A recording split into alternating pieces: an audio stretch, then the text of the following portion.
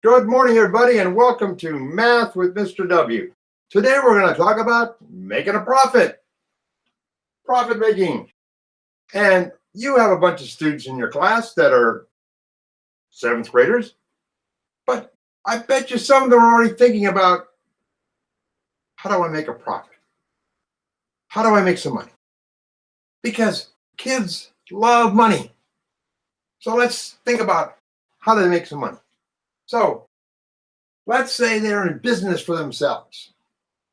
And sometimes they have to buy items for themselves in order to sell. And they have to buy items that they know they can sell. If you've seen that show on TV called American Pickers, they're constantly buying things that you and I props just look at it as junk, but they see as something that they can sell for a higher dollar than what they're paying for. So let's say one of your students is out there later on in life, he's got a business and he wants to make a profit of 45%. This 45% profit allows him to pay his bills, pay his taxes, have his family be able to eat, and enjoy life. Okay, so one of the items he buys cost him $60. What's it going to cost the person who walks into his store? What's it going to cost that person? So the 100% here in our, remember, is over of equals percent over 100. Is over of is always equal to percentage over 100. So here's my 100, and that's the $60 it cost him. That's the full boat, the whole thing, the whole enchilada. But he wants more than that.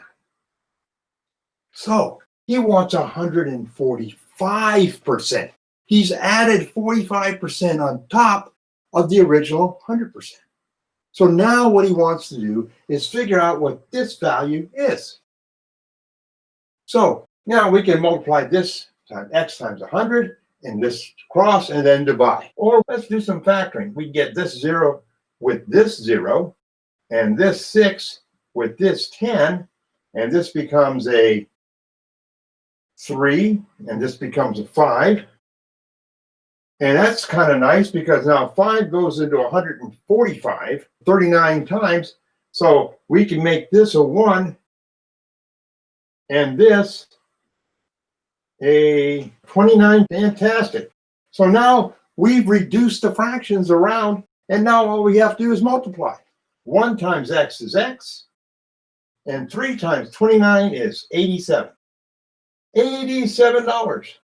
So now our business owner, one of your students, can now put the item on his shelf for $87 plus tax, and he's going to make a profit of 45% because that's what he asked for. When he asked for an increase of 45%, it was 145% of the original $60. So on all his items in his store, he just has to create this little formula and figure out exactly what this value is in his formula. That's nice, isn't it? He can do that for every item in the store. Makes life a lot easier. A lot easier than figuring out what 45% of the number is and then adding it on. And look how nice it works when you get to factor things out. I hope you have a great day. I hope this helps things out.